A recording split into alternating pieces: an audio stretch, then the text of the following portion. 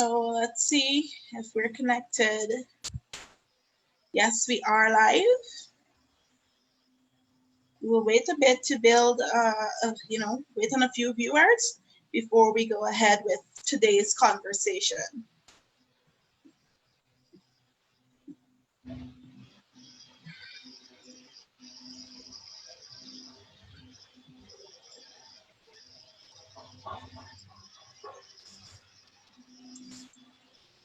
Okay. All right. So welcome to the program. Good afternoon, ladies. Welcome to the persons who are viewing this live.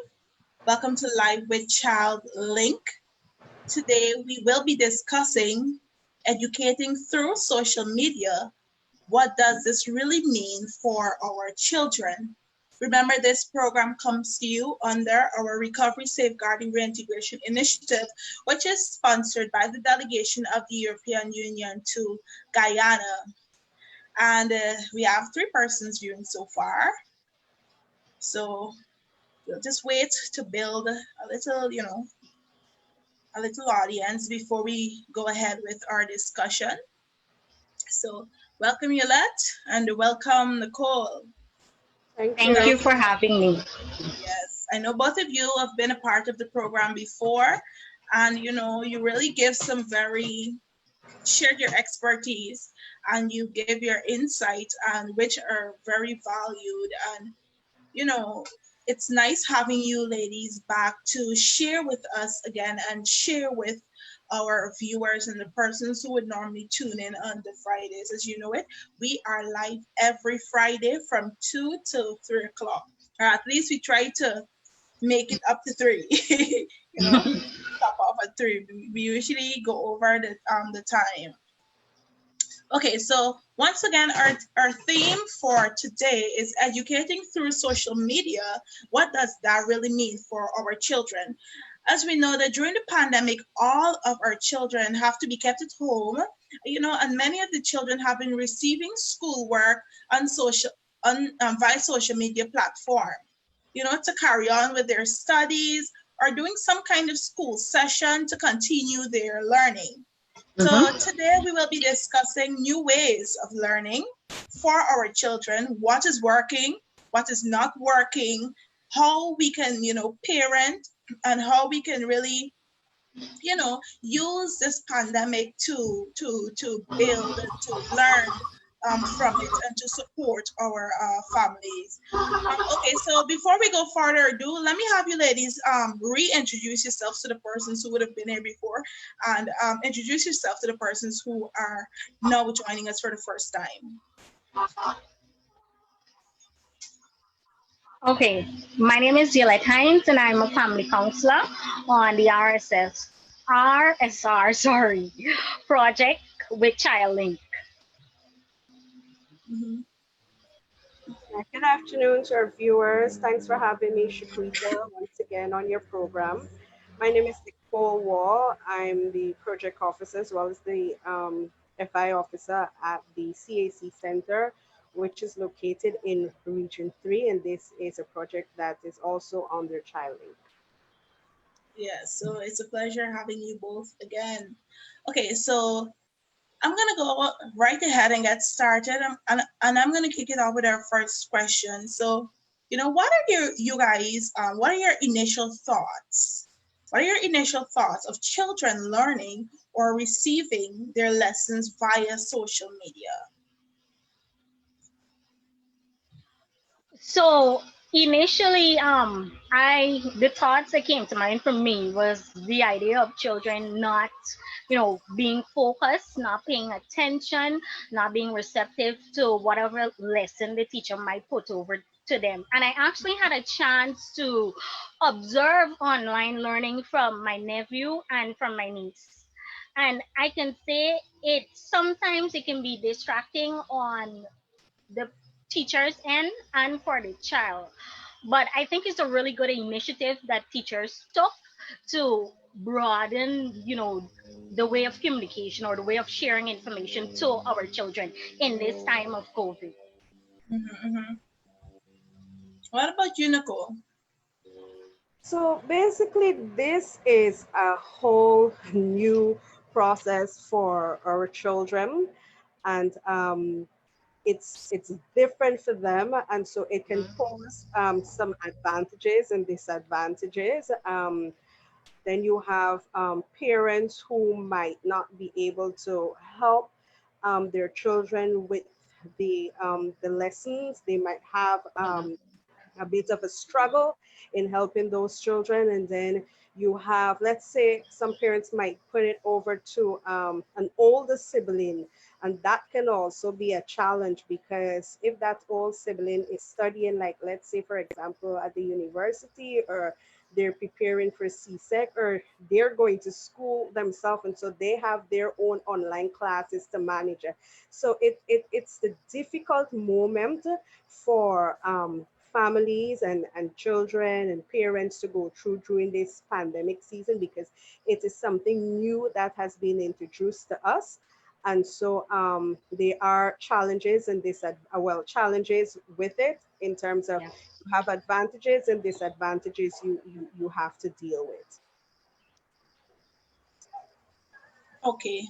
Okay, indeed, indeed. I think it's something relatively new, especially now that children are out of their classroom setting, which is set up in a way for them to really learn, listen, and focus. But however, home, when you're home, we all know that even as adults, working from home can be a bit, distracting, and it's different.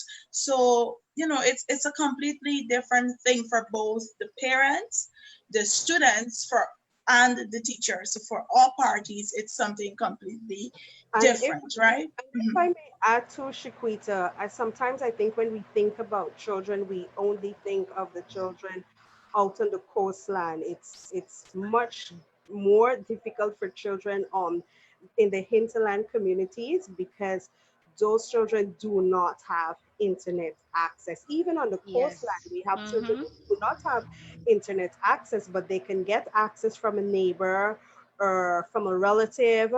But the children in the hinterland areas, they have no internet access. So that's Mm-hmm. a major challenge for them. And then we're talking about children who might have a learning disability, and who depended a lot on the teacher, and the parents depended a lot on the support of that teacher. That becomes more Yes. difficult for a parent as well, dealing with those challenges for those children with disability, especially if you don't have much parenting skills to deal with that child. That is a challenge.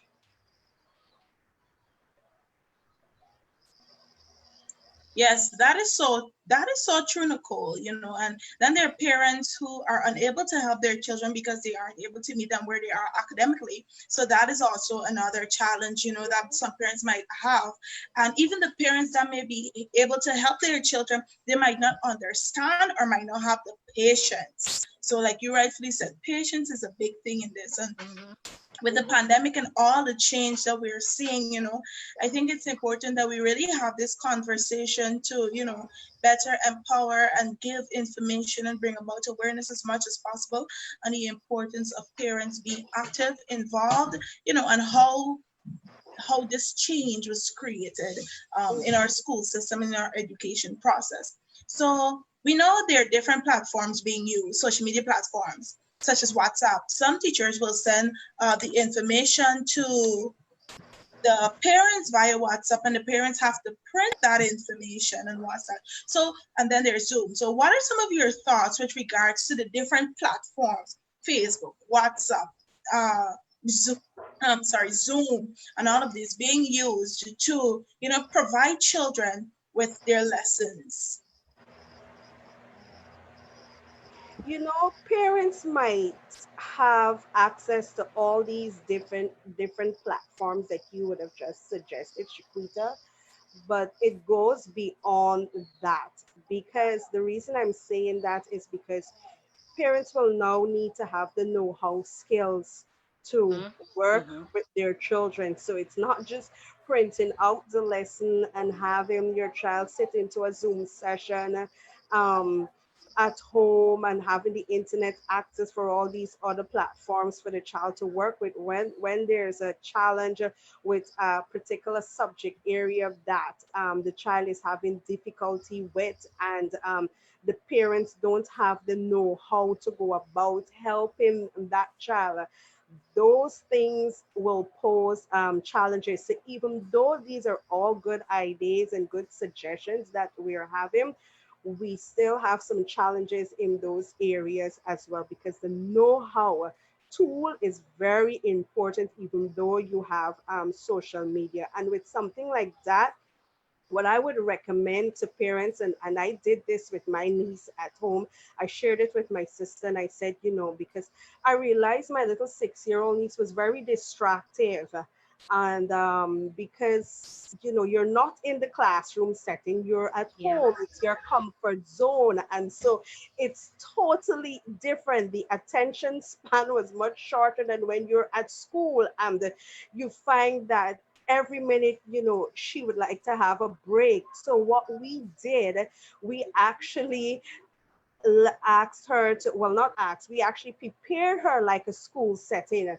We ensured that she wore her school clothes and prepared as though she was going to school. We packed the bag and everything.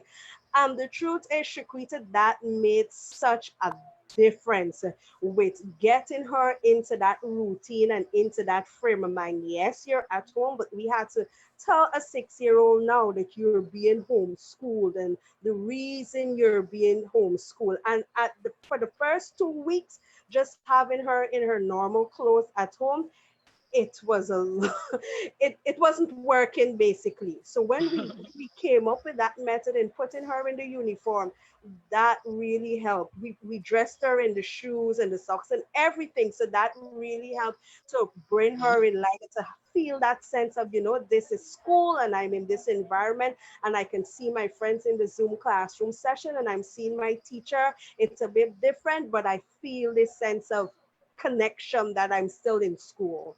So even though you have the social media aspect, it's still, there's still some challenges. And those are that's one way parents can work with their children in getting them into that sort of classroom setting. So, thinking about social media now as the platform for education, because we know we're gonna see a lot of changes on how information is being sent to children. What I thought about outside of the challenges, I looked at the emotional side and the social connection that is lost or depleted because of the children moving from a classroom environment into a home Mhm. environment. So I would definitely want to encourage parents that we create that same, if not similar environment, but we have to pay attention to children in a classroom environment. They more so have a peer competition going on for them. So we know we have children in the classroom. Children would want to, beat a friend, ensure that they top the friend in spelling, maths. What parents can do outside of creating a physical change in their house for the environment, they can actually create that mental state where children can compete with their parents in terms of education and learning. Because I had my niece here, for example, and I observe her. She's online. She's actually 6 as Nicole's niece as well.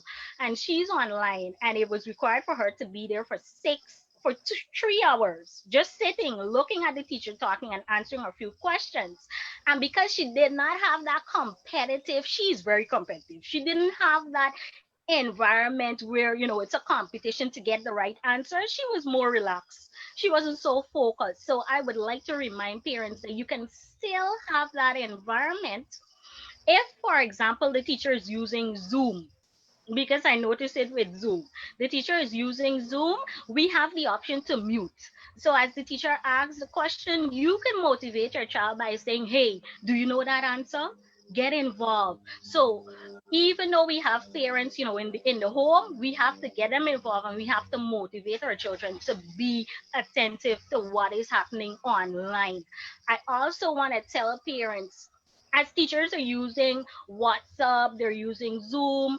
My sister actually shared with me that a few of the teachers are using now the Google. classroom setting. And that's kind of different because what it will give teachers the option to post information and share videos, but there's no interaction happening there.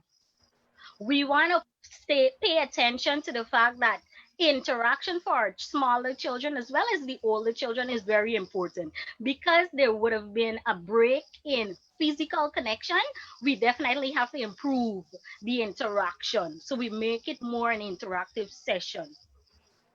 And that's very good. And so if I may add, Shaquita, social media is good, and this is the way that Mhm. teachers are reaching out to students. And so what it means now is that children will now have more access to social media, to smartphones, Yeah. and it's an additional cost for some parents who did not have a smartphone or a computer or internet in their homes.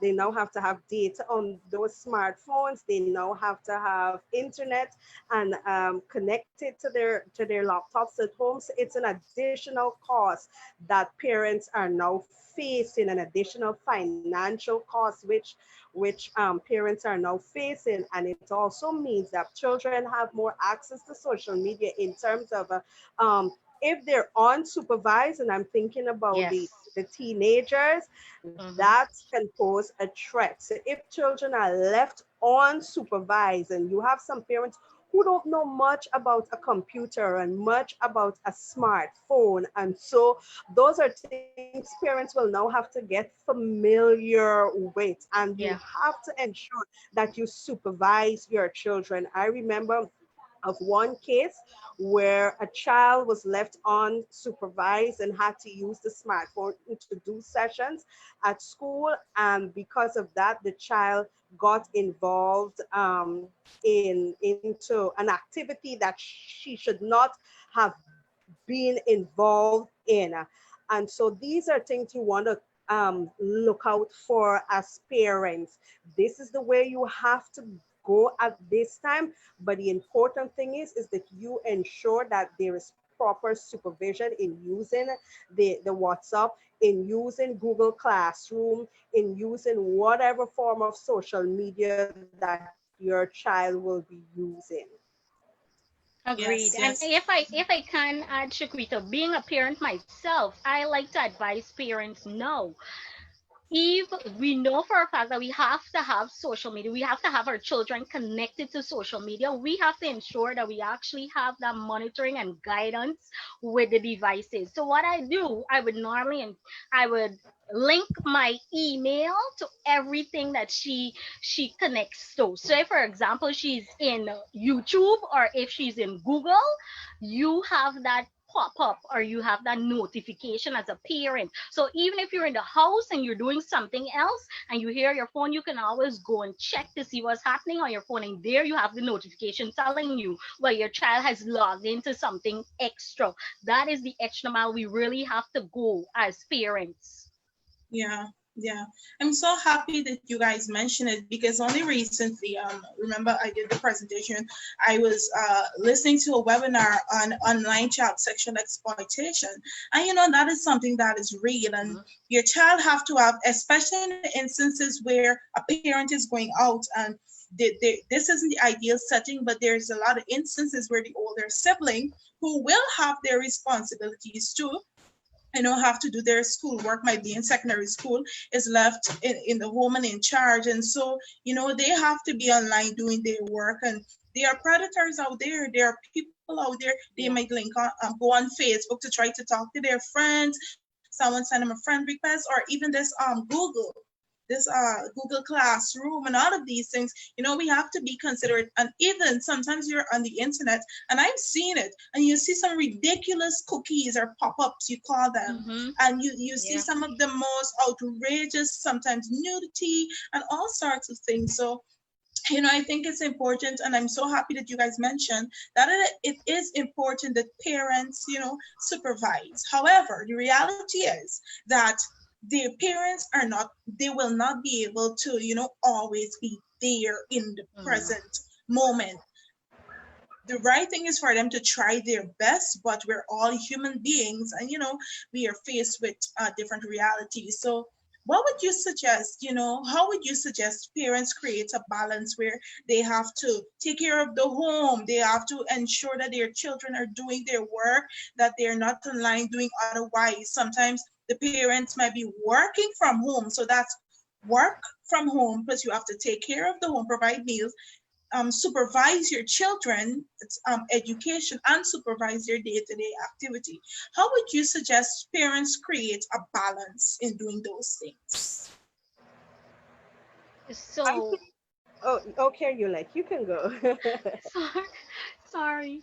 Um, being a parent myself, I like to use myself as the example, and then I can probably, pull from other researchers and other parents. It is hard, I must say it. It is hard to juggle parenting, online studies, looking after the home, and if you have a spouse coming home to you as well or working, that is like the hardest thing. So I say kudos to women that are doing it, doing it to the best of your ability. I advise that you actually try to create a schedule, a personal schedule first. Outside of having that schedule with your child where they have to be online at a certain time, or you want them to study or read at a certain time, you have to definitely create a schedule for yourself. If you, for me, I get up at 4:30. It's like clockwork.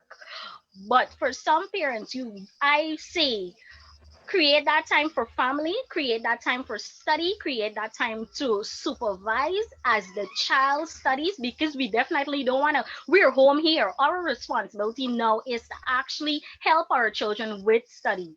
So we have to create that time, any time of the day that is suitable for you, to be there, to be involved, and to have the communication going while your child is studying, and also create a time to relax and for self, because we know women get, we get so caught up in everybody else and looking at everything that we have to do in the home that we definitely don't leave that time for self. And what would happen? We get burnout.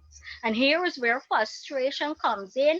The parent is no longer patient looking at the child while they're studying, and or if they're not getting the information. But you definitely want to take at least, even if it's 2 hours within your day, to have to do practice self-care, or to look at yourself, or to comb your hair, as simple as that, or to even watch a movie. For some parents that are working and then they have to come home and look after the house and look after the children with their schoolwork, you want to have that moment where you can relax, rejuvenate, and then go again. So self schedule would be important in order to have that balance. I definitely agree with Yulet, because Yulet is, listening to her, she's actually speaking about two type of parents: the parents who are actually working from home, or the parents who were already, like, let's say, Yeah. housewives, Mm-hmm. or we do have some house husbands as well. And so Yes. she's talking Mm-hmm. about a schedule can work for those type of parents, as well as the parents who still have to go out and to provide for their families. And so a schedule is very important, and not just making the schedule, but you have to keep at the schedule. You have to work the schedule, and it's important for you to have the schedule, because you also will need some time to do self-care, because the change, the pandemic brought about a change in our family setting, whereas parents are now the teachers or the educators, or they have to assist Mm-hmm. in that form. And so that's the change that it brought about. Parents will now have to become more of mentors and counselors, because children are indoors most of the times. You can't really go anywhere, and it can cause a mental um, breakdown, or stressors for children and for parents as well. So parents have to be juggling a lot at this time. So having a schedule for children and the adults is very important, and ensure Mm. that in your schedule it is not all work and no time for you to have fun, no time for you to care for yourself, no time for the children to have fun. What we did with my niece, we created a timetable for her, and on the timetable they have the days when she's allowed to have a video, so she has video days. She has the days when she's allowed to play with her legos or go down in the yard and ride her bike, or we play hopscotch with her. These are new things for her because the children we have today, they're all about their video games and the Yeah. and their tablets, and so learning how to play hopscotch was so much fun for her. So we have a schedule where there are fun activities and things that she would also enjoy doing, and you as the parent as well can also enjoy doing it. So a schedule is very important at this time for both type of parents that you Mhm. let us talking about, to go to work, the parents who are still fending and have to go to work, and the parents who are at home. Have a structure and maintain your Yeah. schedule. Maintain, yes, there are times that you might fall behind, but try your best to maintain that sort of structure that you would have created in your schedule. And what that does, it helps your child as well to work in a responsible manner, to manage their time at a Hmm. young age effectively. So schedule definitely is important. Okay, thank you for that, Nicole. And you mentioned quite a number of things there, and but what stands out the most is the fact that you need to keep the children engaged. You have to keep them active. You have to keep them busy. You have to keep coming up with new creative way, and this can be a bit taxing. So we know that with this new approach to learning, there are so many more responsibilities placed on parents. So now I'm asking you, how can parents, maintain discipline? What are some of the practical things that parents need to be doing to maintain healthy and happy family lives without abuse during this pandemic? So, what I think the first thing as parents you'll need to have is a lot of patience, because it's a lot for you as the parent and it's a lot for the child, and frustration will definitely step in.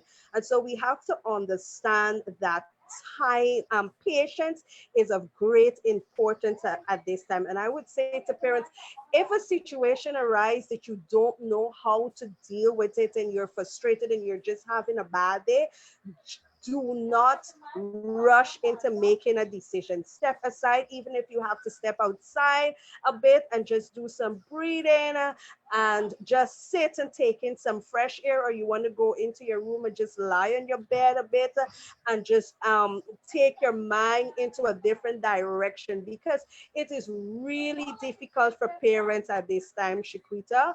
And I can understand the frustration with some parents. And so these are some of the things. What we call it is stress management. It helps you to release some of those stressors.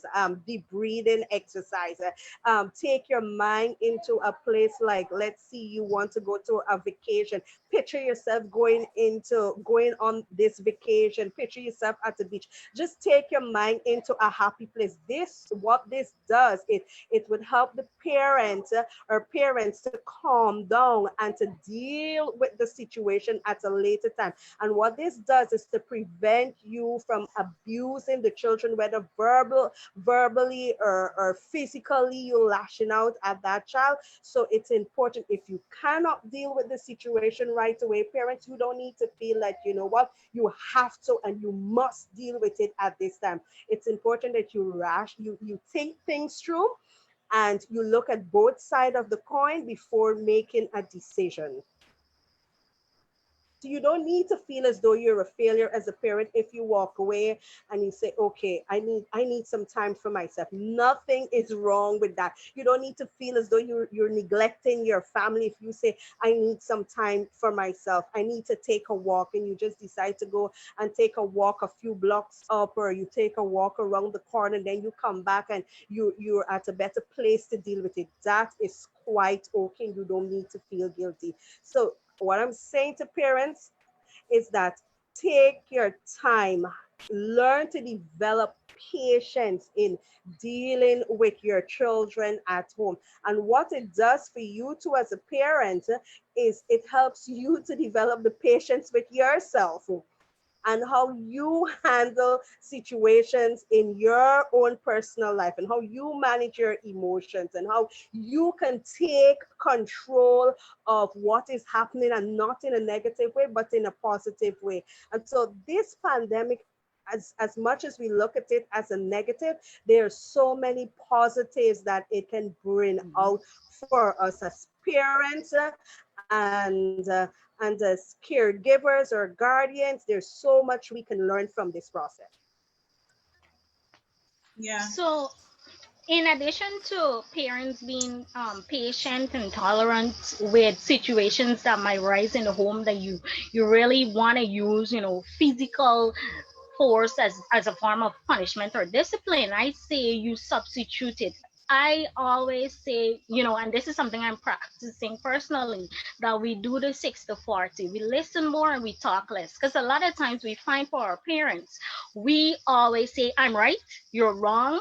What I say go, and your opinion really doesn't matter. And in a case where parents are hasty or angry at something that a child would have done, we definitely need to tap in and say, did I hear her response? Because in that moment of anger, we are not even listening as parents. We say, you know what?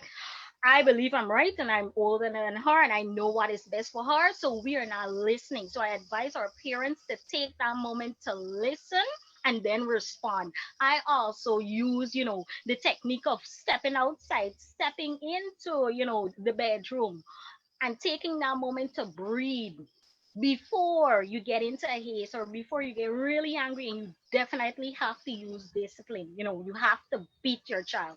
I also say we can substitute discipline in terms of taking away privileges. So we can say, you know you didn't do what you were supposed to do. I'm going to take your time out from watching the television. I'm going to take your time out. You're going to have less time to play and you're going to focus into something else. So Yeah. we want to Hmm. encourage our children, we want to encourage parents to substitute physical abuse and use methods that can still be soothing to parent and child. So we want to take away the privileges that children have. I advise parents seek professional help or seek professional opinions. Sometimes we don't necessarily have to say, a professional as in a counselor or, a social worker, but on a common man view, what you can do, you can look to somebody that is older than you, maybe your pastor, maybe somebody that influenced you as a parent, and you ask for information, you ask for guidance on how to parent your child. Because a lot of times we find that parents parent from how they were being parents. We have to be Yes. obvious. And if we know, when as parents, my mother, the only option she probably used to do was beat us. So we want to move aside from the generational style of parenting our children, and we can seek advice. We can read a book and get parental skills from that. We can ask a counselor. We can even go ask another parent who's using another form of discipline. Because we find if we create an environment where we model from our peers as parents, meaning I'm a parent, my sister's a parent, and we have other persons as parent, and our views is that we have to beat our children in order for them to hear. We take that into our home and we practice that. So what you can do is navigate and go into somebody that is parenting differently. So you have a role model now as a parent. In that, you will find your child learns the simple thing as learning from a person, and they model what you're doing. Like you as a parent, you can take schooling or you can listen to advice. Your child in the end result will follow the same pattern. Yeah, yeah. I hope our viewers notice how passionate Yoletta is about this whole thing on discipline. Don't beat the children. Come on, I try. have my daughter and I'm telling you, Shakriti, it's not easy being a parent, and some days you get so mad and so angry at something that your child would have done in the home, that the only way and the only thing you remember as a parent is my mother used to beat me if I did that. And that's something parents do. We tell our children, hey, if you were by your grandmother or with your grandmother, she would have whooped your tail, and we do it. So we Yes. definitely have to remind ourselves as parents, hey, I want to parent differently. I want to try Yes. something new and have a different outcome.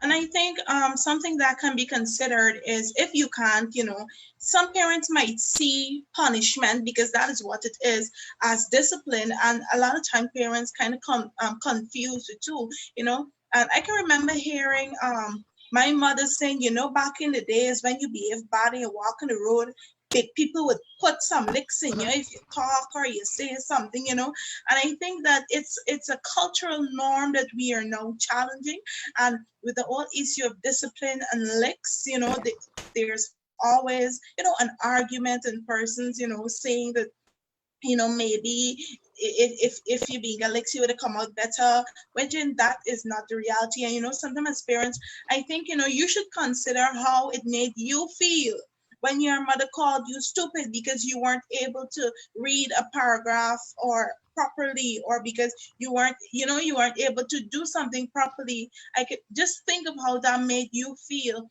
when you're thinking about how to discipline your child. And mind you, that is not discipline, that is punishment. To hit Mm-hmm.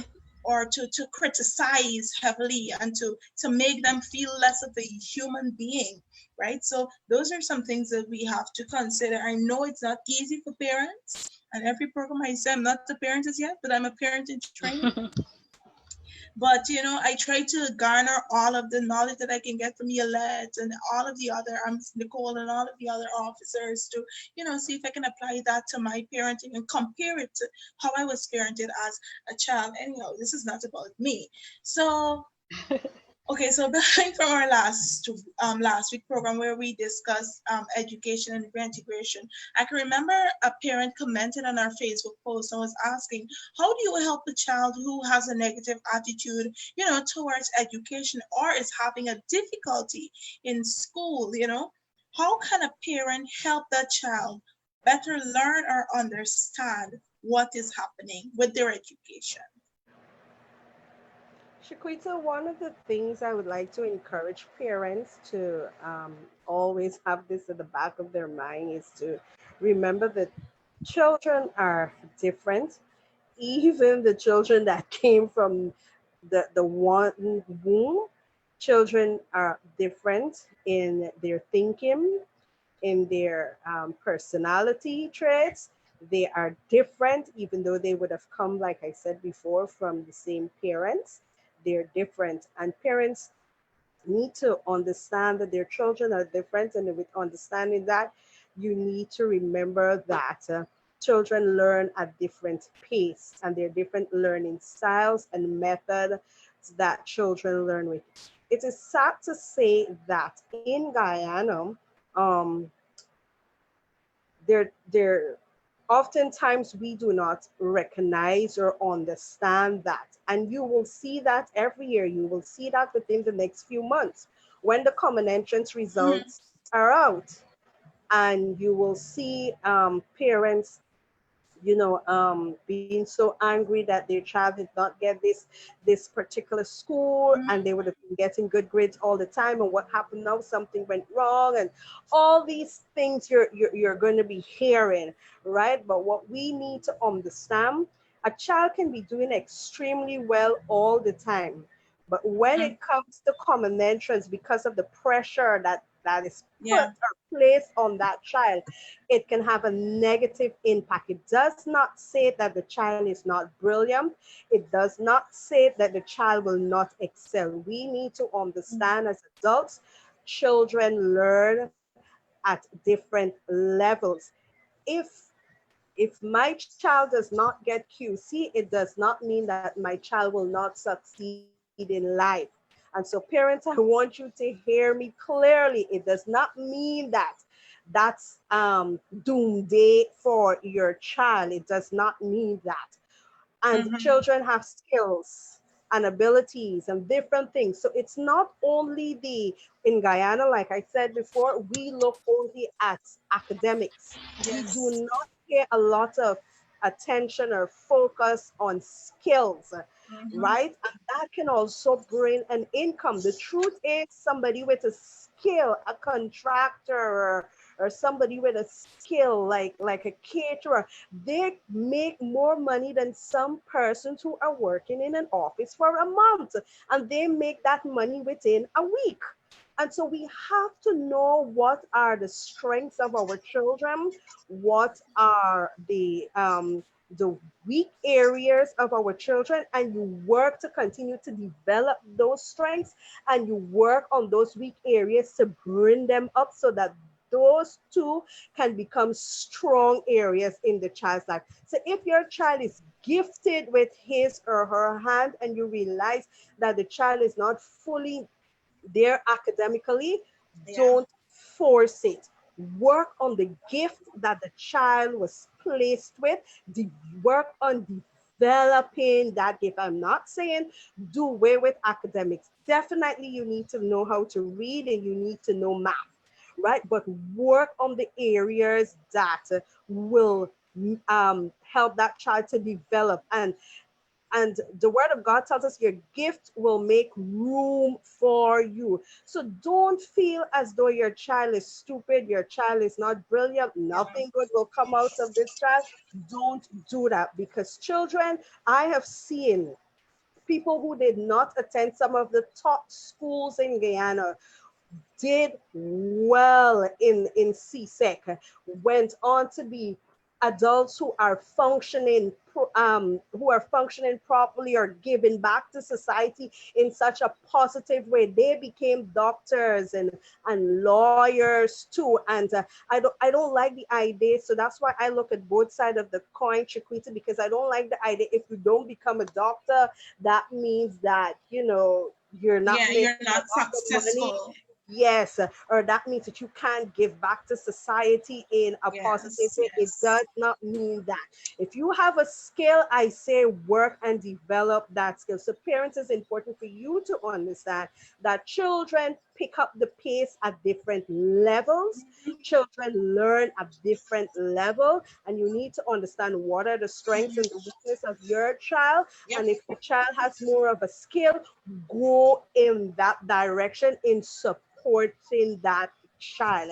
It is sad that we don't focus a lot on skills in Guyana, and it's something I hope one day that we will go in that direction where we focus a lot on skill building in Guyana, because farmers too, they make a lot of money as well.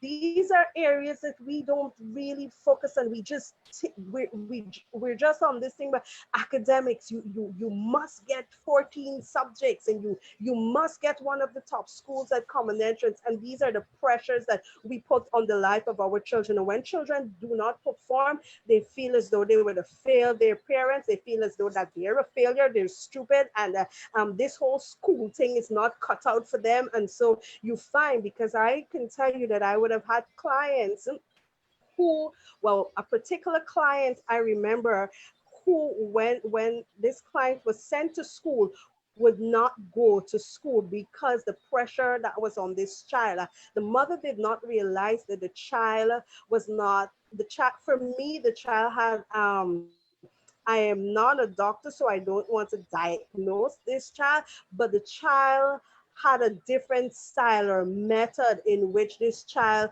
um, can learn in the classroom. And because the teachers, you have to keep abreast with your syllabus, and you have so many children in your class. So children who are kind of tagging behind, it's not to say that they wouldn't be successful, but it's that they would need a bit of extra help and push. And sometimes the teachers don't have that to give in the classroom setting. And you know what that child would do when he was sent to school? He would leave. he would leave the school compound and he would stray all around in different communities. He would tear the page out of his book. He was so frustrated as a child. And so these are things we need to remember as parents. Know what the strengths of your child are, and remember that your child will pick up the pace or learn at a different level. And don't compare, because sometimes parents do it. If you have two children and the first one is doing extremely well and the second one is not performing, you expect them to, you have to be performing like your brother or your sister. What is wrong with you? Are you stupid? No, you have to learn that we're all made uniquely different.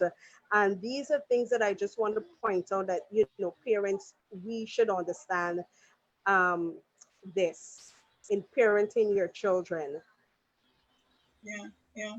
Hi, Amila, did you get a chance to hear the questions? Because I know No, you I answered. apologize for that. I'm having some technical difficulties on my end. So my It internet is going happens. up It and down. happens. It happens. I understand there. So I was asking Nicole, how can parents manage, their child who is having a difficulty with their schoolwork? So in addition to what Nicole is saying, I like to speak to our parents first. I say acceptance is the key to working with a child that might have a learning disability. Acceptance, because what we find, parents, if they do not accept the level the child is at, they push the child to be in competition with a sibling or with somebody in the classroom. And here is where pressure comes on the actual child, just because the mother is not willing or the father is not willing to accept their level of understanding or their level of education. So, our parents, we have to take time or take heed to know that our emotions sometimes plays a great role on how our children respond or how they learn. And if we put a lot of emotional pressures on the child or children, children are not receptive. Children might not even want to try. Also, I say to, parents with children that have learning disabilities or do not want to, take up the academic life, you have to shut out influences, the outside influence. Because Nicole was talking about her child that was, going around the place, not being in the classroom, and because of the mother is there not paying attention, putting pressure on the child. Outside influence, sometimes what it does to parents, it leads parents to push their children harder than they can possibly go. Because you hear is where you have a parent looking at a neighbor across the road with a child the same age as yours, and you have a competition there. You say, why can't you be like John? Why can't you be like Mary? Why are you not taking schoolwork seriously? And not even from outside, from inside of the home, parents put children in competition with themselves. So you definitely want to say, I'm going to pay attention to what my child is doing. I'm going to shut out all other influences that Mm-hmm. can determine how I react to my child's educational level. And I just pay attention to the emotional aspect and provide support. Support is really important, because if you have a child that has a learning, disability or is not academically inclined and there's no support, here is where children move away from even having skills. They don't want to pick up anything. They don't want to learn a skill. They don't want to learn a trade. They don't want to go into education. All they want to do is just probably, become victims or become criminals or get involved in criminal activities. So give the children as much emotional support and encouragement that they may need when it And comes Yes, to I'm so. Mhm. Shaquita, Sir, if you can I go ahead. may add, I like the fact that you let us saying give support and a lot of encouragement for the child. And words of affirmation is very yeah. important for a child to hear. So what if you didn't do well in common entrance? Son, that's not the end of the road. Mommy, daddy is here to support you, and you have your whole future ahead of you. We're going to make up for this. This is not the end. Words of affirmation is very important. We love you despite of How you did in common entrance. We love you and we're here to support you in your dreams. Your dreams will become a reality. Yeah. You know, we love you. Just know that mommy and daddy, we're always here for you. Children want to Yes. not just hear those words, but they want to feel it. They want to see you demonstrate it. And how can you demonstrate that? By when this child, okay, daddy, I want to become an athletic. You want to become an athletic? Fine. Okay, let's join a sports club. Don't say that, that don't make money in this country. You know, no. Mm-hmm. Find ways of how you can support your Yeah. Children. children, like you let us say Mm-hmm. it. You know, they want the emotional support. They want to feel encouraged. You can encourage them with those sorts of those words of affirmation, letting the child know that you love them. They will not just hear it, but you're demonstrating it in your actions as Yes. well.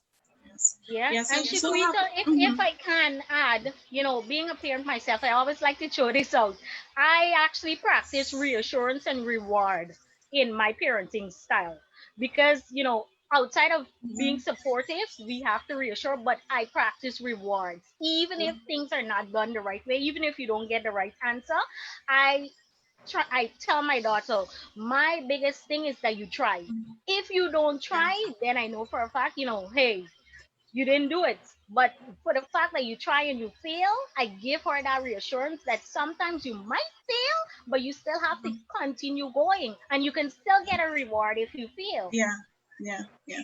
I'm so happy that you ladies mentioned emotional support because I think it's key that parents understand that we're all in this together as parents and as they're all in this together as parents, as children, as a family. And right now, what they need to do is support each other more than anything else. And children need to adapt and adjust to this change. So it is important that parents support them emotionally and in every other way that they need the support. So we're already out of time, ladies, and I mean we have so much more we want to talk about.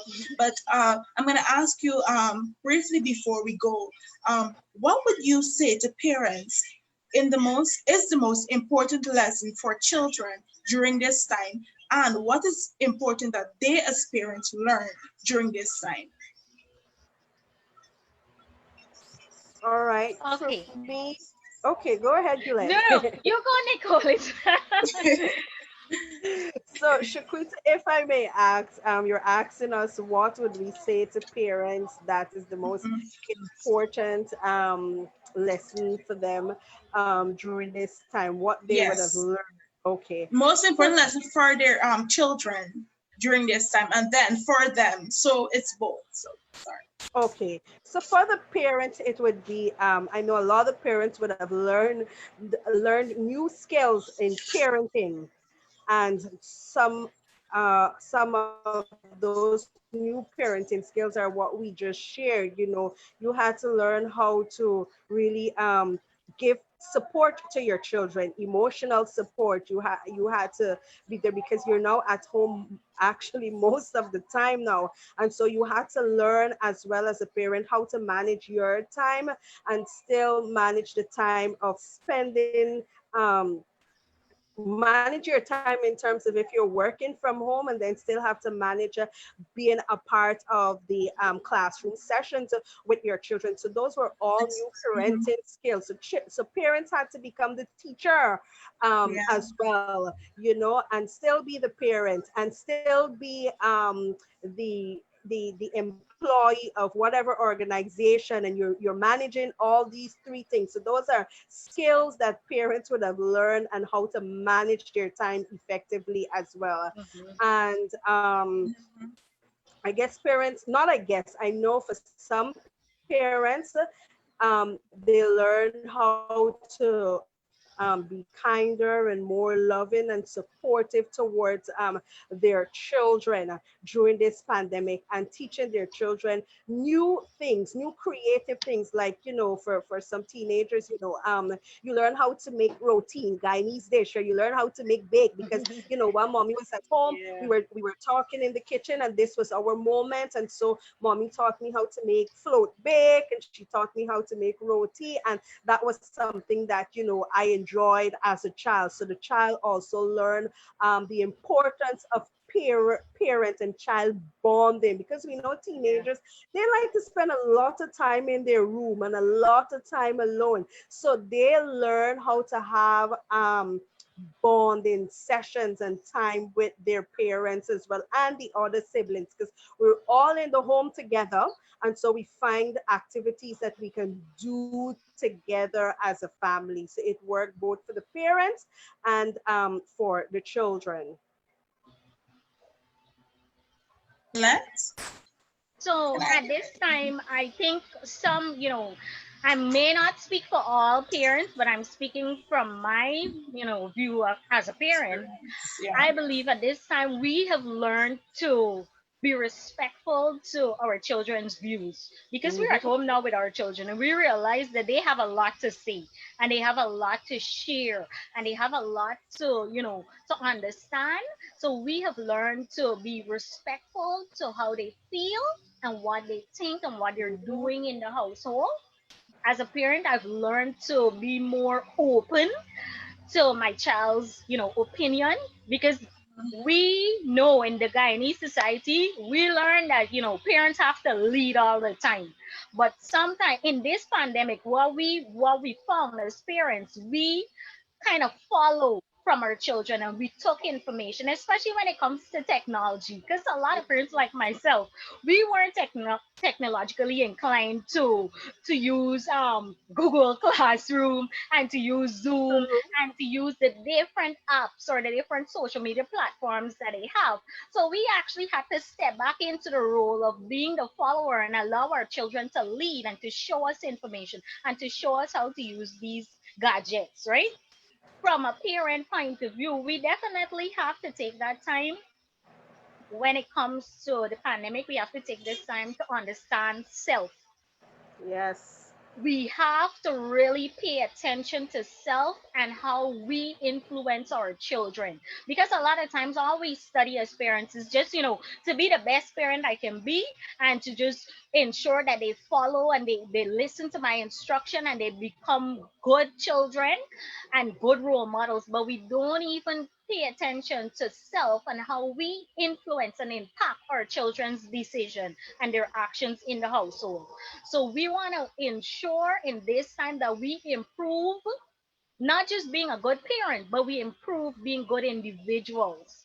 So even if you have that child that might not want, to follow education and to take on education, we can actually be that role model and we can motivate our children and we can have them develop skills. But they're taking that from us, knowing that we develop our own skills.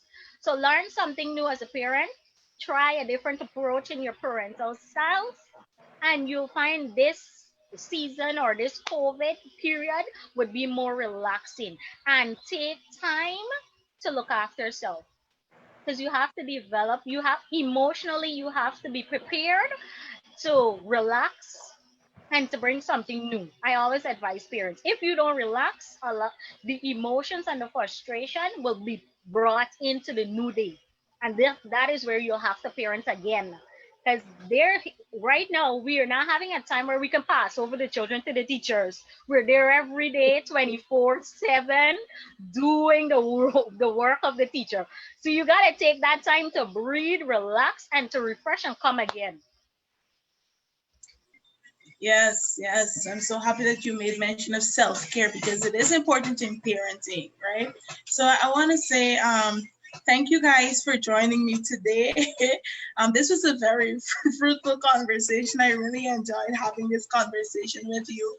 And as parents, I think you need to realize that at the end of the day, who you are as a parent will determine who your child becomes as an adult.